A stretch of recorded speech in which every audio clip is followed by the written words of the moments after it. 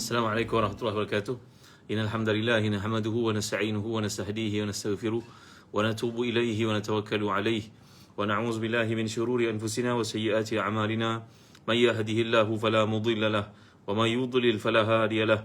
اللهم صل وسلم وبارك على محمد وعلى آل محمد كما صليت وسلمت وباركت على إبراهيم وعلى آل إبراهيم في العالمين إنك حميد مجيد. أما بعد. Alhamdulillah tuan-tuan yang dimuliakan Allah sekalian, alhamdulillah syukur pada Allah SWT. Pada malam ni renungan kita adalah ayat 85, 86 dan 87 dari surah Nisa, insya-Allah.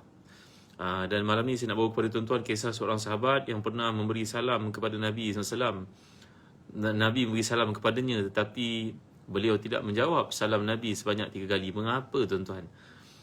Kisah sahabat yang mulia ni saya akan bawakan berkaitan dengan ayat yang ke-86 pada malam ni. Dan demikian juga, apakah doa yang kita bacakan kalau kita ni dijemput makan di rumah orang selain daripada Allahumma barik lana fima razaqtana wa qina azabannar. Jadi ini antara perkara yang kita akan pelajari dalam kuliah pada malam ni, insya-Allah, melalui surah An-Nisa.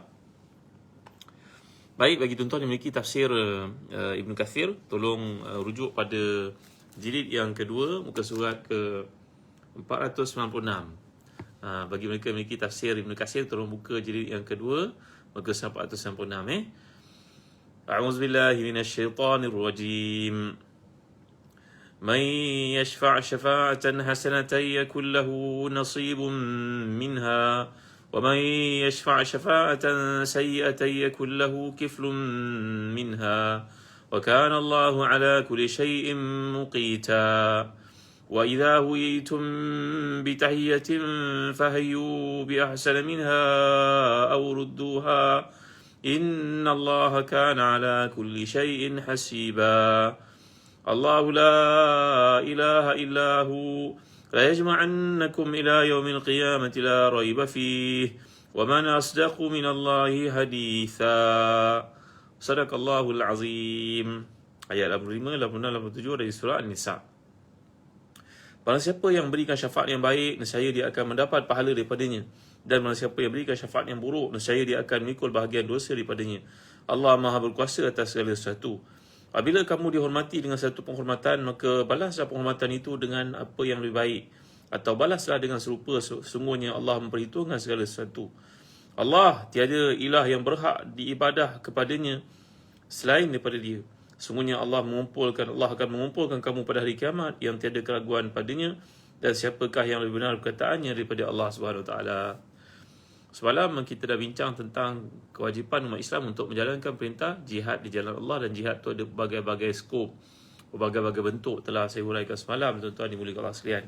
Dan pada ayat ini kita dapat lihat ayat 85, 86, 87 dalam huraian yang dikemukakan oleh pengarang kepada tafsir Ibn Kathir ini, iaitu pada muka surat yang ke-499.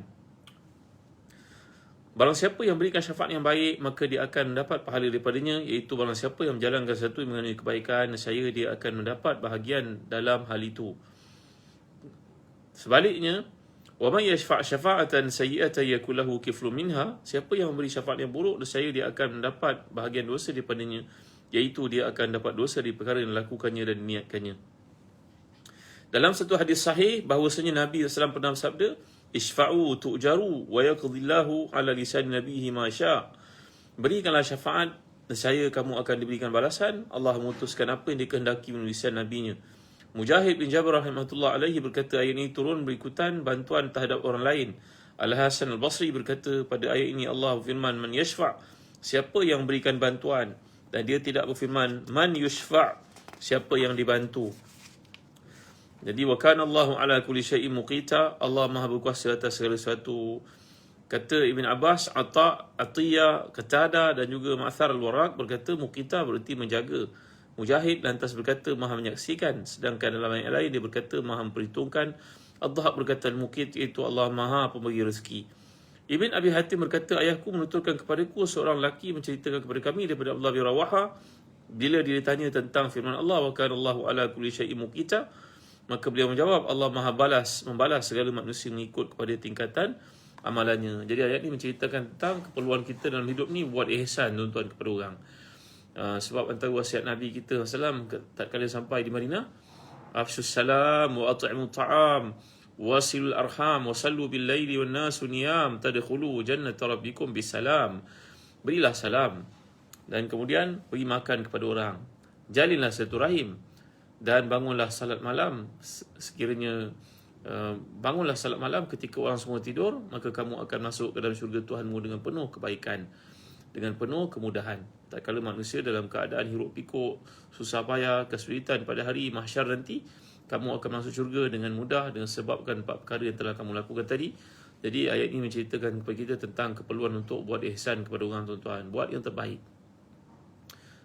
Dalam hidup ini, kita kalau membuat janji dengan orang, dipanggil apa? Over promise, under deliver. Janji nak buat tapi tak buat. Sepatutnya kita kena under promise, over deliver. Betul tak? Kalau kita jadi seorang kontraktor, kita telah pun bersepakat dengan harga tertentu, tapi kita, contohnya kita dapat siapkan lebih awal. Kita janji tile yang baik, yang kita beri itu lebih baik, bahkan cantik pula, tuan-tuan dimuliakan Allah sekalian. Jadi ini dalam kehidupan kita mesti berusaha menjadi orang yang menyalurkan kebaikan. Umur yang Allah beri kepada kita adalah sebab untuk kita menambah kebaikan dalam kehidupan orang lain. Sebab itu Nabi bersabda, khairukum anfa'ukum linnas. Sebaik-baik kamu adalah orang yang paling banyak manfaatnya kepada orang kelilingnya. Mungkin kita tak punya wang macam orang-orang kaya, tapi kita punya pandangan-pandangan yang bernas yang dapat membantu satu organisasi sehingga dapat maju ke hadapan. Tuan-tuan rahmati dan dikasihi sekalian. Jadi kita dalam hidup ini seperti yang disuruh oleh Allah, agar kita ni membuka peluang kepada orang lain untuk dapat buat kebaikan. Kita hanya seorang pengurus bank, tapi kita mudahkan untuk orang Islam. Sebagai contohnya, dalam selok-belok dia nak berniaga, dia berniaga tapi tak gerti documentation contohnya. Maka ketika nak buat financing, tak berjaya kerana duit dia memang banyak tapi tak tersusun, tak ada documentation yang betul. Maka kita buat satu kerja di luar skop kita bersungguh-sungguh, tuan-tuan, untuk beri kebaikan kepadanya agar dia dapat berkembang maju dalam perniagaan. Ini masuk dalam konteks saya. Kebanyakan orang bila berada pada situasi itu, dia akan fikir, dah habis, kerja aku dah selesai, aku dah suruh dia tak dapat buat, habislah cerita. Apalah salahnya, tuan-tuan, dengan pengalaman yang kita ada setengah orang kadang-kadang kita lihat dia dah pindah ke tempat lain pun, tapi kerja yang diamanahkan kepadanya dibuat sampai selesai, tuan-tuan dimuliakan Allah sekalian. Ini semua termasuk dalam konteks yang dimaksudkan tadi. Kita ni kalau nak bayangkan kehidupan para salafus salih, kita tak mampu nak kejar, tuan-tuan. Sebagaimana contoh kisah seorang bernama Da'laj bin Ahmad bin Da'laj rahmatullah alaihi, seorang ulama hadis yang terkemuka. Kalau kita baca kitab kita hadis, namanya tertera di situ, Da'laj bin Ahmad bin Da'laj. Dengar kisahnya, tuan-tuan. Itulah beliau ni merupakan seorang businessman dan seorang ulama yang terkemuka. Allahu Akbar, masya-Allah, tabaraka wa taala. Satu hari dekat dengan Baghdad, sebuah masjid, tampillah seorang anak murid kanan Da'laj masuk ke masjid. Biasanya dia akan datang awal. Kita ni kalau ada peluang datang ke masjid awal pada hari Jumaat, akan dapat nilai pahala seperti seorang menyembelih seekor unta sebagai korban. Kalau kita pergi waktu yang kedua, kita ibarat menyembelih seekor lembu. Dalam hadis sahih mengatakan, kalau kita pergi waktu yang ketiga, kita ibarat menyembelih seekor kambing. Kalau kita pergi waktu keempat, kita ni ibarat menyembelih seekor ayam. Kalau kita pergi waktu yang kelima, kita ni ibarat orang yang berkorban nilaian seperti sebiji telur ayam. Bila kita masuk ke masjid, imam sudah menyampaikan khutbah, maka tiada kelebihan apa-apa atas kita, melainkan kita menyempurnakan ibadah fardu setakat itu sahaja. Tak ada kelebihan apa dah, tuan-tuan. Ibaratnya orang berniaga, pulang modal je, break even je. Tak syok lah, tuan-tuan, gitu. Kita dengan dropship lah, ini macam-macam teknik perniagaan beri keuntungan kepada kita, kita nak lebih, bukan? Maka dalam pahala begitu juga, tuan-tuan yang rahmati dan dikasihi sekalian. Jadi orang ini masuk ke masjid, sahabat kepada Imam Da'laj ini, anak murid kanannya, masuk masjid, dia tengok Allah, pada hari ini sabaqani ahadun, ada seorang telah mendahului aku masuk ke masjid. Oh, hebatnya orang ini, baca Al-Quran, berzikir, sembahyang sunat dan sebagainya. Menjelang khutbah Jumaat disampaikan, tiba-tiba dia perhatikan orang ni, masuk waktu sembahyang Jumaat, orang semua bangun sembahyang, dia tidak sembahyang, dia duduk kekal di tempatnya tanpa rasa bersalah. Habis sembahyang, anak murid Imam Da'laj ini berkata kepada orang itu, Assalamualaikum fulan, kau kenapa tak sembahyang Jumaat fulan? Kau datang awal, kau datang lebih awal daripada orang lain. Aku lihat engkau ibadah yang kau lakukan, engkau dapat paling besar di sisi Allah. Mengapa kau tak buat Jumaat fulan? Dosa besar fulan. Dia berkata kepada orang itu, Orang tu kata sebenarnya aku ada masalah yang menyebabkan menghalang aku daripada sembahyang Jumaat pada hari ini. Cerita daripada kau masalah kau buat dosa besar ni, kau masuk masjid kau tak sembahyang Jumaat. Maka orang tu bercerita, sebenarnya ketika aku sembahyang sunat tadi, aku bagi salam, Assalamualaikum warahmatullahi, Assalamualaikum warahmatullahi, Assalamualaikum warahmatullahi. Aku ternampak Imam Da'laj di barisan belakang. Oleh kerana kegerunan aku melihatnya, kehebatan yang ada pada wajahnya, orang-orang alim, orang-orang saleh, orang hebat ni Allah berikan kepada wajahnya kehebatan. Tuan-tuan, seperti yang disebut oleh Al-Imam Al-Qurtubi dalam tafsir surah Yusuf, menceritakan Nabi Yusuf selepas Allah memberi kepadanya kesempatan untuk menjadi orang besar di Mesir, menteri keuangan di Mesir, maka kehebatan, keakacakan, handsomenya wajah Nabi Yusuf itu ditukar oleh Allah menjadi seorang yang hebat, haibah. Zadallahu haibatan, Allah tambah wajahnya hebat. Hebatan itu menghilangkan kacaknya wajah beliau, kerana sebagai seorang pemimpin dia tak perlu kacak, dia perlu hebat. Maka oleh kerana aku melihat wajah Imam Da'laj belakang, aku takut yang sangat, aku terkencing. Kenapa pula aku terkencing fulan? Aku punya hutang dengan dia sebanyak, lebih kurang macam kita nak sebut kitab hadis menceritakan tuan, aku terhutang dengan dia sebanyak 10,000 dirham. 10,000 dirham ni kalau nilai pada hari ni besar tuan-tuan, kerana satu dirham lebih kurang RM40. So kalau 10,000 dirham tuan-tuan kali lah dengan RM4, berapa tuan-tuan? 10,000 kali dengan RM4 berapa? RM400,000 ya. Oleh kerana aku serunnya, aku takutnya, aku gabranya, aku melihat dia, aku takut dia minta hutang aku terkejut, aku terkencing. Bila aku terkencing najis dalam pakaian aku pun tidak berhak untuk sembahyang, aku tak boleh sembahyang, haram hukum. Najis dalam badan aku, pada pakaian aku dan tempat ini sekali. Allah kesian ke fulan. Setahu aku Imam Da'laj ni bukanlah seperti yang engkau jangkakan, seorang yang suka minta hutang, menyakiti orang. Tak, aku tak kenal dia, orang baik, orang soleh. Tak apalah, beginilah aku aturkan satu pertemuan kau dengan dia, mudah-mudahan hutang kau dengan dia tu dapat diselesaikan dengan cara yang terbaik. Tolong fulan. Maka dia pun buat satu program, jumpa Imam Da'laj, berkata ada seorang anak murid nak jumpa dengan Tuhan, dia ada hajat besar, iaitu dia berhutang dengan Tuhan. Dia ke dia hutang? Aku pun tak ingat saya hutang. Kayanya Imam Da'laj ni tuan-tuan. Allahu Akbar, Masya Allah, Tabaraka wa Ta'ala. Maka bila ditetapkan waktu, datanglah si fulan itu ke rumah Imam Da'laj dengan gerunya, takutnya.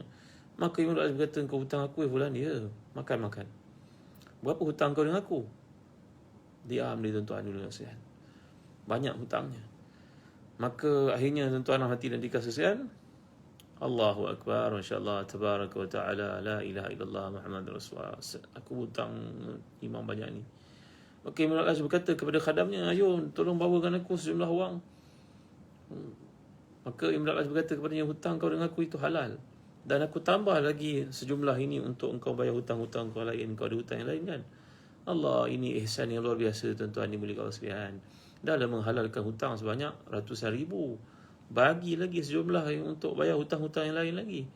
Ini kisah bagaimana mereka memandang perkara yang namanya syafa'ah ini tuan-tuan, disuruh keduniaan supaya mereka senang di akhirat. Itu sebab kalangan para ulama salafus salih, mereka menghitung diri mereka, membeli diri mereka daripada kemurkaan Allah dengan cara bersedekah sebanyak. Kalau mereka melakukan kesilapan, membunuh orang sengaja, yang dipanggil sebagai qasas itu tuan-tuan. Jadi diat yang dibayar oleh seorang kalau terbunuh orang secara tak sengaja adalah sebanyak 100 ekor unta. Kalau 100 ekor unta tu kali dengan RM5,000 nilai pada hari ini, jumlahnya macam 500,000. Jadi seseorang ulama itu hanya berpuas hati bila dia berjaya berderma melebihi 500,000 dalam nilai kita pada hari ini. Allah, jauhnya saya daripada mereka tuan-tuan dimuliakan Allah sekalian. Baik, ayat berikutnya menerangkan kepada kita, wa idza huyitum bi tahiyatin fahayyu bi ahsana minha aw rudduha innallaha ala kulli syai'in hasiba. Maksudnya, apabila kamu dipanggil, diucapkan salam kepada kamu, maka hendaklah kamu menjawab salam itu dengan ucapan yang sama ataupun lebih baik. Sungguhnya Allah menghitung segala sesuatu. Kalau orang bagi salam pada kita, hukum bagi salam ni hukumnya sunat, tapi menjawabnya adalah wajib. Orang kata pada kita, Assalamualaikum, kita jawab Waalaikumsalam sekurang-kurangnya. Kalau lebih baik, Waalaikumsalam warahmatullahi. Kalau orang tu berkata kepada kita, Assalamualaikum warahmatullahi, kita jawab Waalaikumsalam warahmatullahi wabarakatuh. Kalau orang tu berkata kepada kita, Assalamualaikum warahmatullahi wabarakatuh, apa kita jawab tuan-tuan? Dalam ayat ni menyuruh kita untuk jawab baik pada itu. Imam Ghazali memberitahu kepada kita, cadangannya kita Waalaikumsalam warahmatullahi wabarakatuh wa maghfiratuh wa ridwanuh, contohnya. Kalau orang tu pula cakap begitu, Assalamualaikum warahmatullahi wabarakatuh wa maghfiratuh wa ridwanuh, apa dah kita nak jawab, tuan-tuan? Jawab sebanyak itu, jangan kurang daripada itu. Jadi menjawab salam hukumnya wajib. Tapi sunat, wajib campur dengan sunat, jawab sebanyak itu ataupun lebih daripada itu. Kalau orang dah jawab, dah berkata kepada kita Assalamualaikum warahmatullahi wabarakatuh wa maghfiratuh wa ridwanuh, kita pun jawab Waalaikumsalam warahmatullahi wabarakatuh wa maghfiratuh wa ridwanuh. Jawab, tambah sikit, tuan-tuan. Apa nak tambah teka-teki ni. Apa nak tambah? Tambahlah, tanya apa khabar, anak-anak sihat ke, bagaimana pekerjaan. Tambah, tuan-tuan. Maknanya perkataan-perkataan kemesraan ini termasuk dalam konteks ayat ini menyuruh kita buat lebih daripada orang. Itu nama dia ihsan dari sudut memberi salam, memberi dan menjawab salam. Allahu Akbar, Masya Allah, Tabaraka wa Ta'ala. Ya, kita tambah nilai jawapan kita itu kepada orang yang beri supaya dia rasa seronok.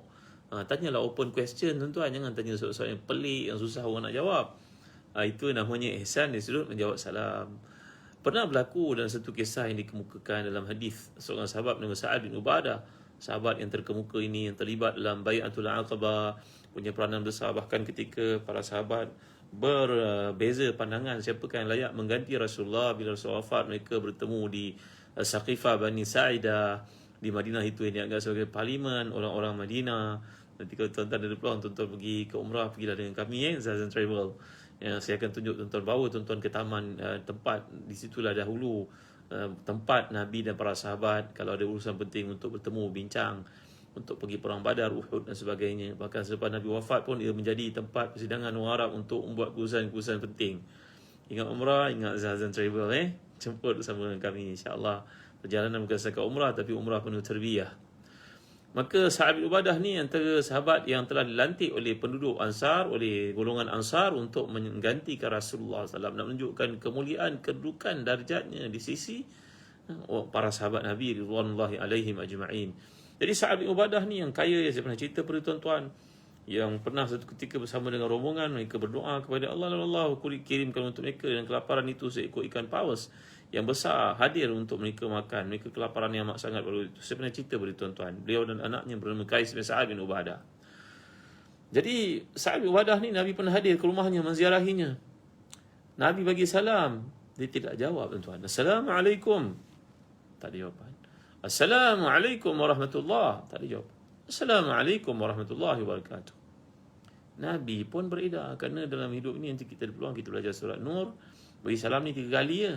Kalau kali yang ketiga tak ada orang jawab, menandakan orang tak bersedia nak terima kita lah.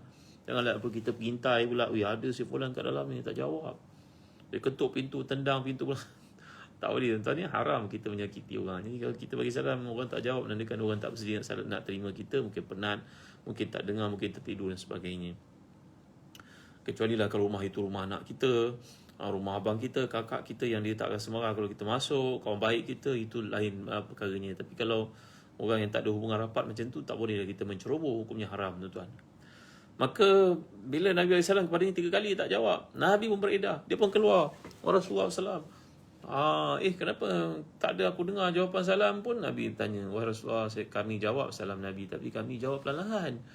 Kami setiap kali Nabi kata Assalamualaikum tu rahmat, rahmat datang banyak ke rumah kami menanti lebih banyak lagi doa Rasulullah untuk kami. La ilaha illallah Muhammadur Rasulullah, subhanallah, tabaraka wa ta'ala, Allahu Akbar. Begini perspektif orang yang cintakan Nabi, cintakan akhirat, mengharapkan doa daripada Nabi SAW, tuan-tuan ya.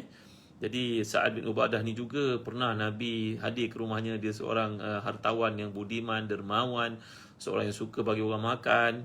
Nabi kerap pergi makan di rumahnya. Hidangannya pula hebat-hebat, grand untuk Rasulullah SAW. Tahu Rasulullah suka makan kaki kambing, kambing untuk Rasulullah.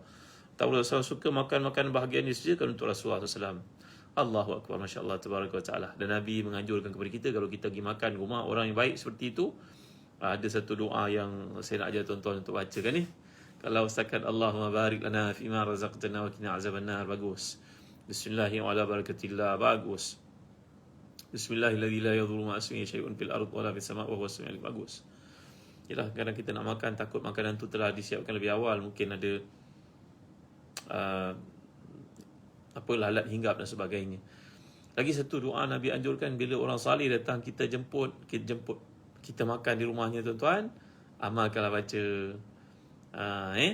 aftara indakumus saimun wa akala ta'amakumul abrar wa sallat alaikumul malaikah.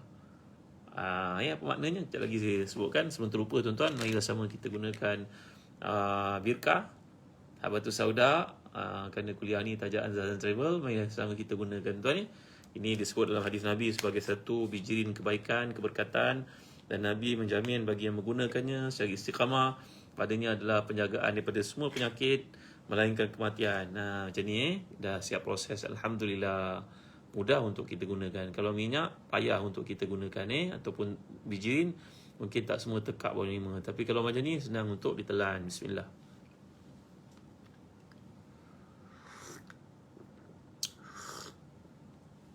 Dapatkan tuan, boleh kita hadiah kepada ibu kita mengalami sakit-sakit lutut. Alhamdulillah, kami ada testimoni mengatakan ia baik menghilangkan sakit-sakit lutut, menghilangkan resdung bagi seorang ibu yang menyusukan anak, yang beri satu kekuatan antibody kepada anak dan juga banyak susu. Alhamdulillah.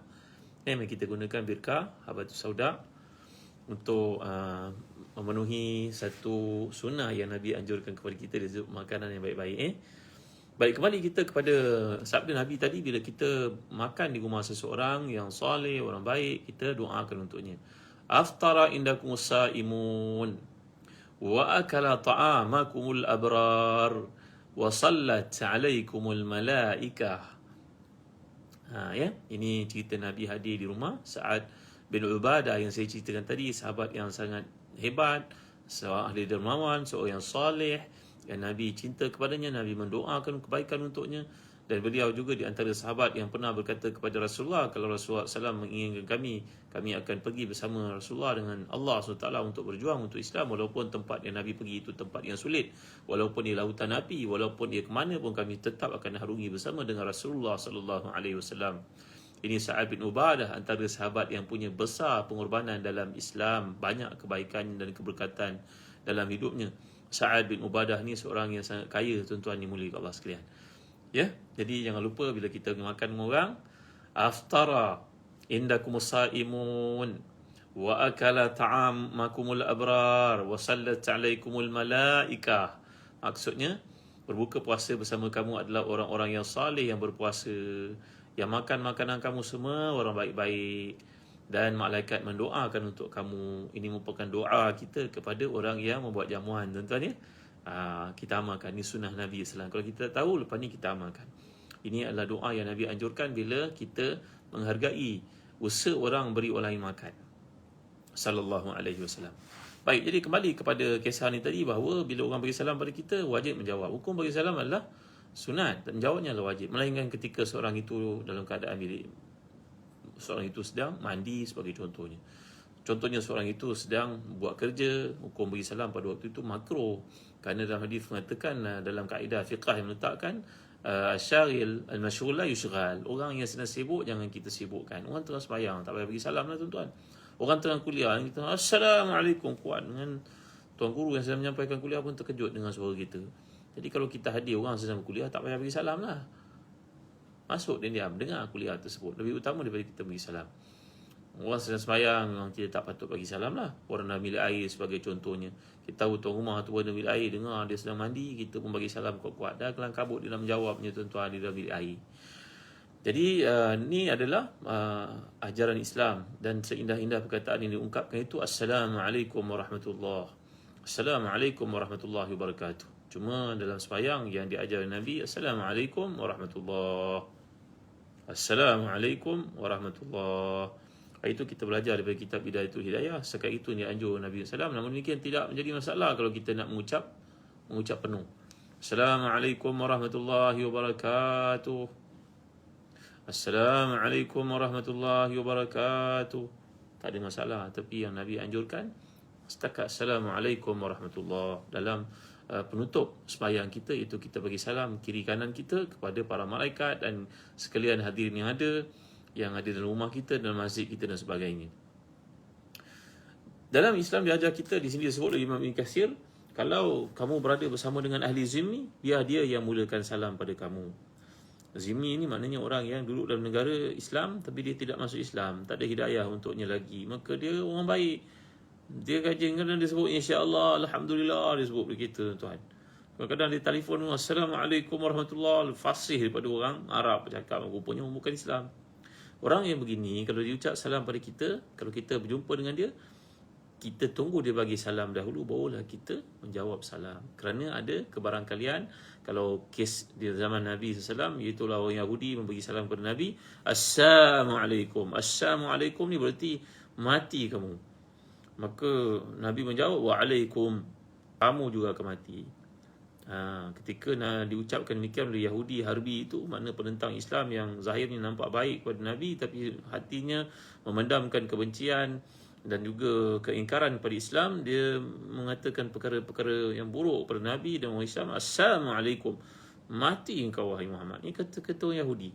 Aisyah radhiyallahu anha yang ada di situ menjawab, Waalaikumsalam wal la'nah, kata kamu juga kecelakaan dan juga laknat Tuhan. Nabi menyabarkan Aisyah dan berkata, cukuplah, aku dengar apa yang dia kata, dan aku telah jawab Waalaikum, cukup. Artinya kalau orang ini ada possibility dia mengatakan keburukan kepada kita, madailah untuk kita jawab Waalaikum saja, tak payahlah Waalaikumsalam wal la'nah. Tak perlu tuan-tuan dimuliakan Allah sekalian. Kita jaga-jagalah image kita, reputasi kita sebagai orang Islam. Itu sebab dalam hadis mengatakan, idza sallama alaikumul yahud fa inna ma yaqulu ahaduhum assalamu alaikum faqulu alaik. Kalau orang Yahudi mengatakan salam pada kamu, sebenarnya mereka bukan mengucapkan assalamualaikum, dia buangnya lam. Assalamualaikum, maknanya mati kamu, sama racun. Tadi saya ajar tuan-tuan bahawa sebelum ni saya ajak tuan-tuan untuk menggunakan ajwa, kurma ajwa ni yang Nabi telah nyatakan dalam hadis. Ya tuan-tuan, kalau tuan-tuan gunakan ajwa ni, Nabi menyatakan makan 7 biji pada waktu pagi ini akan menyelamatkan kamu daripada racun dan juga sihir. Man tasabbaha bi sab'i tamaratin ajwatan lam yaduru sumun wa sirun. Sum maknanya racun, sam maknanya sama seperti itu. Tuan-tuan, ini berarti satu racun yang boleh diucapkan kematian ke atas kamu oleh puak Yahudi itu, maka Nabi jawab wa'alaika, kamu juga akan mati. Tak payahlah jauh over daripada itu tuan-tuan. Nampak ekstrim sangat, nampak kita ni macam tak bertamadun. Mereka tak pandang, itu hal mereka. Jadi dalam satu hadis mengatakan, la tabda'ul yahuda wan nasara bis salam wa idza laqitumuhum fi tariqin fattaruhum ila adyaqihi. Jangan kamu memulakan salam kepada Yahudi dan juga Nasara, sehinggalah mereka yang mengucapkan kepada kamu dan kamu jawab accordingly. Kalau dia jawab, dia mengatakan sebenarnya keburukan, jawablah wa'alaika saja. Kalau dia kata perkara yang baik, umpama orang Islam yang duduk di tempat, contohnya Borneo, kawan-kawan kat sana pun tak boleh nak beza dah rapat, maka ini juga satu fatwa daripada mufti-mufti ada di sana untuk mengajak, dan ia merupakan satu pendekatan dakwah untuk kita boleh mengucap Assalamualaikum kepada adik-beradik mereka, benar-benar dapat hidayah. Mudah-mudahan ia satu kebaikan, seperti disebut oleh Syekh Mustafa Zarqa juga dalam fatwanya, kebenaran untuk bagi salam kepada orang bukan Islam yang mana dia berpeluang untuk jadi orang Islam, hatinya belum dah terbuka untuk dapat hidayah, tapi perangai je baik, sikapnya baik, dia tidak khianat, maka kita dibolehkan untuk memalah dengan mereka dengan cara seperti itu. Dalam hadis ini mengatakan, jangan kamu mulakan salam kepada orang Yahudi dan juga Nasara. Jika kamu jumpa dengan mereka di tengah jalan, maka himpitlah mereka sampai ke arah yang sempit. Hadis ini jangan difaham tersilap tuan-tuan ya. Nanti ada orang yang memahami dalam kehidupan pada ni kita kena nanya orang kafir, bukan begitu maksudnya. Konteks hadis ini seperti disebut oleh Imam Ibn Hajar dalam Fathul Bari, yang merujuk kepada suasana ketika orang Islam kuat dan puak-puak ni merupakan golongan yang cuba untuk membuat berbagai-bagai penganiayaan, kejahatan, terbukti konspirasi mereka kepada Islam, maka itu sikap kita kepada mereka untuk penghinaan terhadap mereka kerana kerja-kerja jahat dan juga penyimpangan, kebejatan, keburukan yang mereka buat terhadap Islam, terhadap Rasulullah SAW. Jangan kita bawa hadis ini dalam kehidupan hari ini. Kita kat pejabat nampak je orang bukan Islam, kita himpit dia ke tepi sampai dia nak jatuh dalam lubang. Kan gitu maksudnya tuan-tuan. Nanti jadi fitnah kepada Islam. Islam tak pernah mengajar kita begitu. Maksud konteks hadis ini hanya berlaku pada zaman ketika orang itu terbukti buat kejahatan kepada Islam, dan ini merupakan layanan mereka terhadap golongan yang buat kejahatan kepada Islam itu. Baik. Sufyan As-Sawri menukilkan daripada seorang daripada Hasan Basri mengatakan mengucap salam adalah sunnah, menjawabnya wajib. Apa yang diucapkan ini merupakan pendapat ulama secara ijma'. Sungguhnya bagi salam itu, menjawab salam itu wajib bagi orang yang diucapkan salam kepadanya. Berdosa jika dia tidak melakukannya kerana dia telah melanggar perintah Allah yang mana Allah menyatakan fahayu bi ahsana minha aw rudduha. Maka jawablah dengan cara yang baik, yang lebih baik, atau balaslah dengan serupa. Berarti kalau tiada lagi dapat kita memperbaiki yang lebih elok daripada yang diungkap kepada kita, maka setakat ucapan itu kita jawab setakat situ dan kita berusaha untuk jadi baik. Kalau tak mampu, maka setakat itu saja, jangan kurang daripada apa yang diungkapkan kepada kita. Jadi tuan-tuan hati dan dikasihan, ini merupakan satu peringatan untuk kita semua dalam kuliah pada malam ni. Mudah-mudahan kita dapat jumpa pada waktu yang lain untuk memahami lebih lanjut kalimah Allah ni, kalam Tuhan yang sangat istimewa ni. Ingat dalam hadis Nabi bersabda, fadlu kalamillahi ala kalamil bashar ka fadlillahi ala sairi khalqi. Kelebihan memahami kalam Allah ni kedudukannya lebih tinggi daripada kalam manusia, sebagaimana tingginya zat Allah yang agung, yang unggul itu berbanding dengan hamba-hambanya. Jadi memahami kalam Allah ni merupakan usaha kita untuk memperbaiki, menyuburkan iman, insya-Allah. Setakat ini saja dulu tuan-tuan. Terima kasih. Jangan lupa dapatkan birkah Batu Sauda dan juga kurma ajwa daripada Zazan Travel, ya, pada kempen yang sedang kami adakan sekarang. Segala yang baik semua daripada Allah. Terima kasih atas sokongan tuan-tuan, kedang kami dalam doa tuan-tuan. Terima kasih Farid Misbah, dan doa yang telah saya ajarkan tadi kita amalkan sama. Yang mana Nabi datang ke rumah Sa'ad bin Ubadah, Nabi telah mendoakan untuk mereka kerana keluarga yang penuh dengan kebaikan itu. Kalau ada di kalangan kita yang buat jamuan, kita doakan untuknya. Aftara indakumus saimun wa akala ta'amakumul abrar wa sallat alaikumul malaikah. Buka puasa di sisi kamu adalah orang-orang yang soleh, yang baik-baik, yang berpuasa, mendoakan untuk kamu. Dan makan makanan kamu semuanya orang baik-baik, dan mendoakan untuk kamu sekalian para malaikat. Ini doa kita bila orang menjamu kita. Baik, sekat saja dulu. Allahu a'lam. Sallallahu ala sayyidina Muhammad wa ala alihi wa sahbihi wa sallam. Alhamdulillahirabbil alamin. Wa barakallahu fiikum. Kita akhiri dengan tasbih kafarah dan suratul Asr. Bismillahirrahmanirrahim. Wal 'asr innal insana lafi khusr illa alladhina amanu wa 'amilus salihat wa tawassaw bil haqq wa tawassaw bis sabr. Subhanakallahumma wa bihamdik asyhadu an la ilaha illa anta astaghfiruka wa atubu ilaik. اللهم اغفر لنا ذنوبنا وإسرافنا في أمرنا وثبت أقدامنا وانصرنا على القوم الكافرين. اللهم أحسن عاقبتنا في الأمور كلها وأجرنا من خزي الدنيا وعذاب الآخرة. ربنا لا تزغ قلوبنا بعد إذ هديتنا وهب لنا من لدنك رحمة إنك أنت الوهاب. اللهم آت نفوسنا تقواها وزكها أنت خير من زكاها أنت وليها ومولاها برحمتك يا أرحم الراحمين. ربنا آتنا في الدنيا حسنة وفي الآخرة حسنة وقنا عذاب النار. وصلى الله على سيدنا محمد وعلى آله وصحبه وسلم. الحمد لله رب العالمين. Terima kasih tuan-tuan, cikgu-cikgu, ustaz-ustazah. Jangan lupa anda ada buku-buku yang diperlukan, topikal, latihan sebagainya di sekolah untuk anak-anak kita, panduan untuk mereka agar tak membuang masa. Marilah sama tuan-tuan hadir ke www.telagabiru.com.my. Ada banyak buku, range of buku yang ada di situ, dari 1 sampai darjah 6, tingkatan 1 sampai tingkatan 5. Buku-buku latihan, topikal, buku teks, semua ada di Telaga Biru. Alhamdulillah. Kalau cikgu-cikgu minat untuk menulis, kami mengalu-alukan sangat, bolehlah menghubungi kami di Telaga Biru. InsyaAllah kami menanti dengan tangan yang terdepa untuk bersama-sama menjadikan bahan ilmu cikgu-cikgu, tuan-tuan dan puan-puan itu berguna untuk anak-anak kita, jadi jariah ilmu bersama-sama, insyaAllah. Sekian tuan-tuan, jumpa lagi esok insyaAllah. Assalamualaikum warahmatullahi wabarakatuh.